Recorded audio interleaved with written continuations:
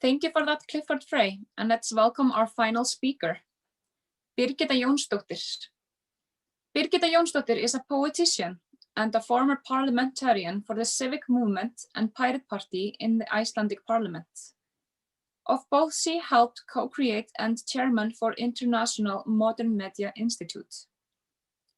Birgitta was an Internet Archive Fellow at the EFF in 2019 till 2020. Birgitta was selected as one of the International Politician of the Year in 2016 by Der Spiegel and shortlisted for the VTN Awards in Policy in 2014. She specializes in 21st century lawmaking with focus on direct democracy, freedom of expression, information, and digital privacy within the local and global context. She is an expert in direct democracy and citizen engagement. She is now in a unique position to build bridges of know-how between parliamentary bodies and civil society in regard to policies of the digital age. Birgitta is a long-time activist for Earth, for Peace, for Tibet, and for digital rights. She was a WikiLeaks volunteer and spokesperson in 2010. She played a crucial role in WikiLeaks' release of the collateral murder. During her parliamentary work, she was active in international parliamentary work. She served as a member of NATO Parliamentary Assembly and the IPU. She was elected to the Human Rights Committee for Parliamentaries at the IPU and successfully proposed and wrote a resolution for the IPU titled Democracy in the Digital Era and the Threat to Privacy. Birgitta is a pioneer in web development and in using creative thinking with cyberspace. She was the youngest poet to be published in poetry collection for the National Education Board, and her first book of poetry was published by Iceland's leading publisher. Birgitta has also published her own chapbooks and poetry posters, global anthologies, and chapbooks by poets from around the world. She has appeared in documentaries and has even been featured in a Hollywood film. Her favorite documentaries she has been a part of so far are Wiki Rebels, We Steal Secrets, Stories of WikiLeaks, and Meeting Snowden. She believes individuals can and should change the world. Welcome, Birgitta. Hi, thank you very much for everything I've heard today, and I am so sorry about this long biography. I didn't know that it was going to be read entirely. So back in 2008, I was deeply inspired by an article by Naomi Klein and a book called Shock and Awe. And it was basically about how during times of crisis, there is an opening for profound change. And usually those that get to implement the change are the ones that know how it works. And we have, you know, for example, the Patriot Act as a result, because they were ready with that when 9/11 happened. But back in 2008, when we had this massive opportunity, this massive crisis, we weren't ready. Those of us that felt that we needed to change our societies to make them work for everyone, not just a selected few. And so I got really engaged, and I became a member of all kinds of think tanks and stuff, and all kinds of activist groups, and there were so many of them you could actually choose, and you would actually meet all kinds of different people, not always the same old, because in Iceland we are so few, so you usually just have always the same activists carry the responsibility of driving progressive ideas. So it was incredibly inspirational, and I really felt that we were at a point in our society where we could actually push fundamental change. Now, I've been an activist ever since I can remember myself. I have never been able to help myself from stepping in if I see something unjust, or if somebody is bullying somebody or something like that. It's just, it's both an amazing thing to be like and a terrible curse. Anyway, so it's so strange to, I find it so difficult to be just speaking to that green dot on my screen, because usually what gives me the greatest pleasure in life is to actually talk directly with the people and sense their feedback. It's so important, that human dimension of interaction in real space. But this current crisis is certainly teaching us a lot of new ways of interacting. Anyway, so in 2008, 2009, a lot of us were coming together to figure out how we could build new Iceland, how we could utilize this crisis to bring around profound change. And one of the things I was, since I used to organize protests a lot throughout my life, and of course, culture events and so forth. And so I was sort of the only person that's been organizing protests every week just before the crisis, like for 9 months outside the Chinese embassy, because I was so appalled by the treatment of the Tibetans. And so I sort of immediately got into the loop, because people that were now starting to protest for the first time in their life and organize events needed information about, permissions, where do I get a megaphone, blah, blah, blah. And so I became engaged in helping organizing all these different groups together, so that we could actually have be more of a sledgehammer than 100 different groups with maybe 4 people in it. And one of the things we did was to invite everyone who could possibly think of to come and tell us, all of us, what were the 3 top priorities in order to enact the changes that we were talking about, both collectively and individually as groups. And it was very interesting. I mean, we had, groups from academia to, anarchists and everything in between. And everyone except the anarchist group said, in order to enact change, we need to get inside the place of power, into parliament.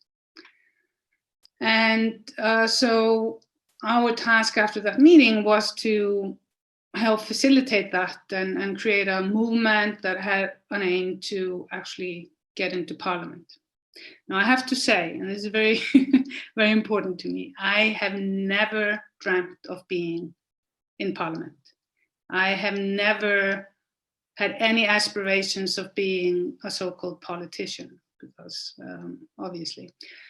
But I found myself, after a lot of work with lots of groups, accidentally in parliament, and I decided to utilize that time to try to understand how that system worked. But we also had like an incredible opportunity through an incredible experimentation of social direct democracy engagement in crafting Iceland's first legit social agreement through a creation of a new constitution written by and for the people of Iceland. It had lots of bumps and hiccups, but it was still beautiful. And the result from all that work, and I'm not going to step through it, you can find a lot of information about this online through the Constitutional Society in Iceland. But the result was a constitution written in an incredibly inclusive way and just reading the preface to it, the prelude, just every time I read it out loud, I get really humbled, and I often weep a little bit because I just feel so happy to be part of that type of society that identifies through that vision of who we are collectively.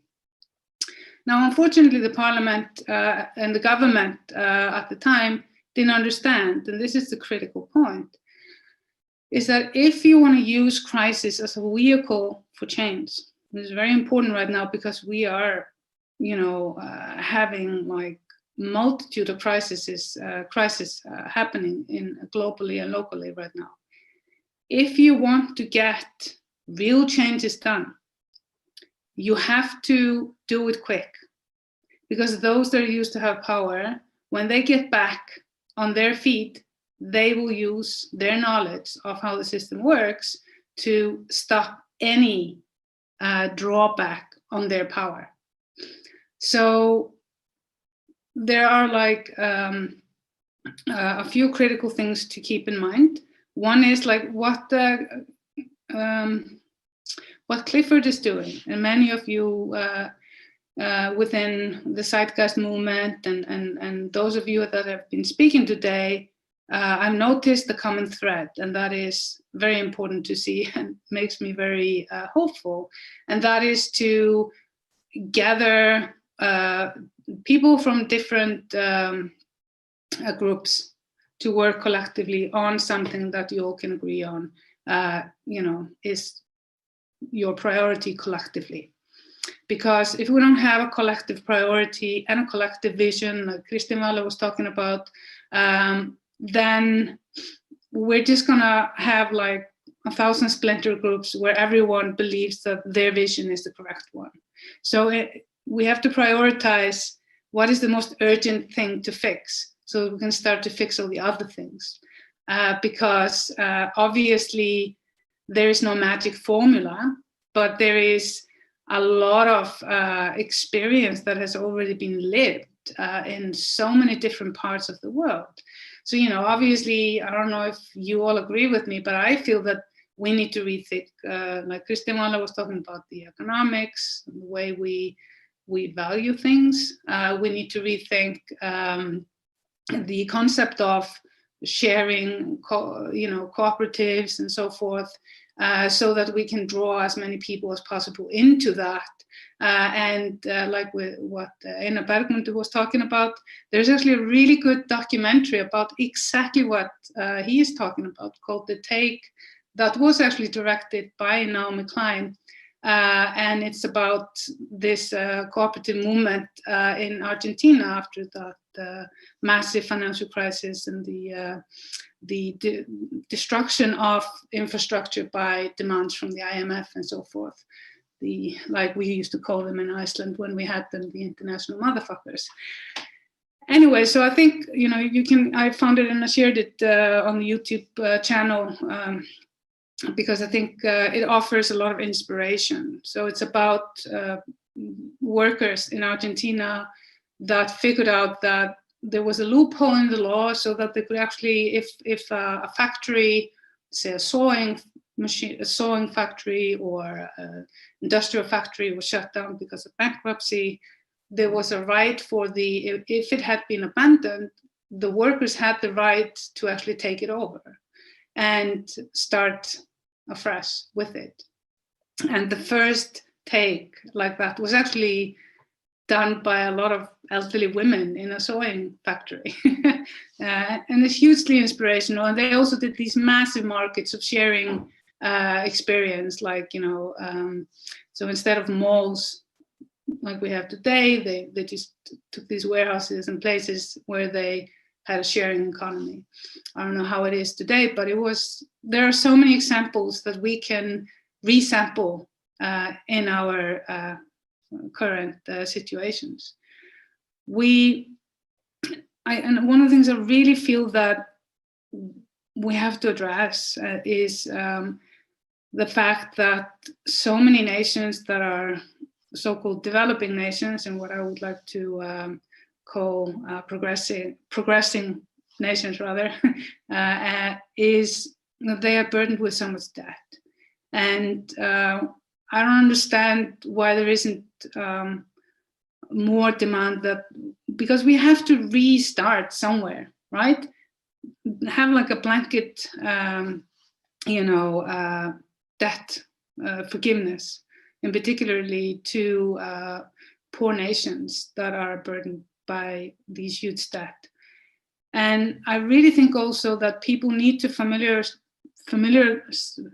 themselves with how the current system works.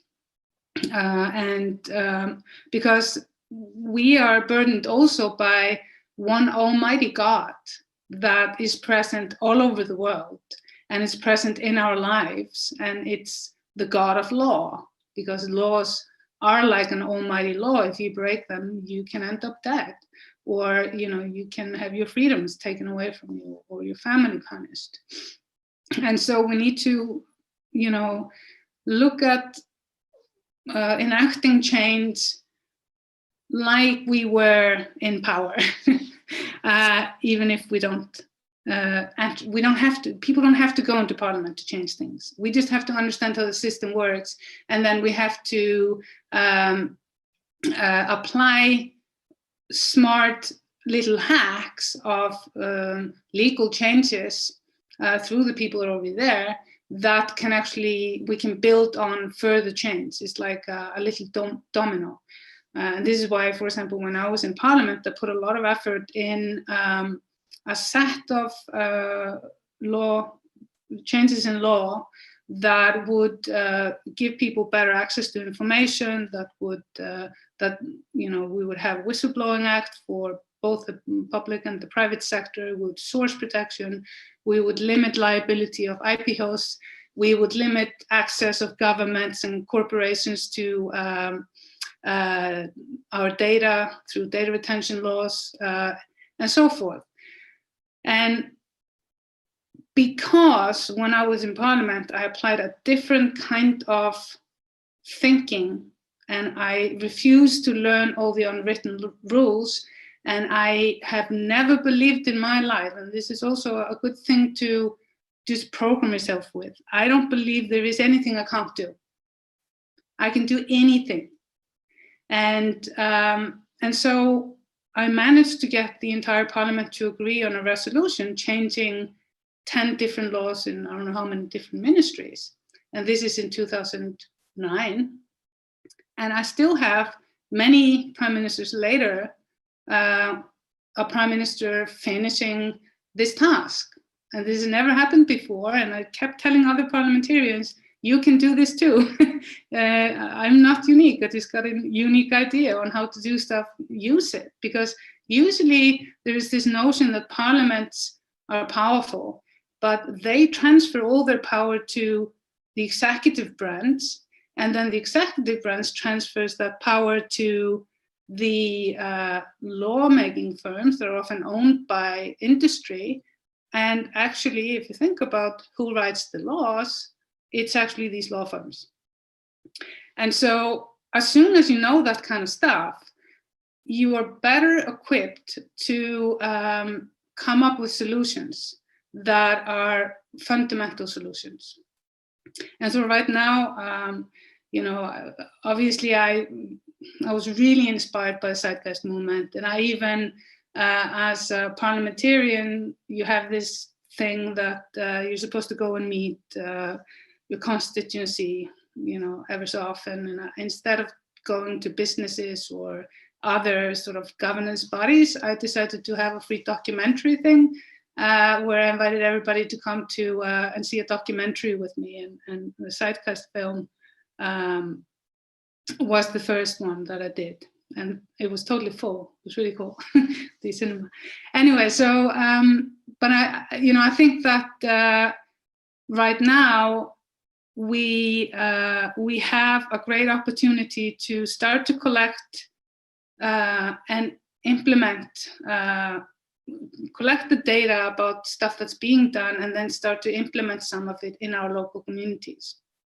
And it's so great to have people like Clifford that comes in like a breeze of fresh air to us islanders who have been sort of like, here's so much inspiration, and I really like this project. And I think that if we can do, learn from one another throughout, different levels of society and from different countries, and see good examples of how others are doing it and have been doing it maybe for decades, then we can move forward with enough speed that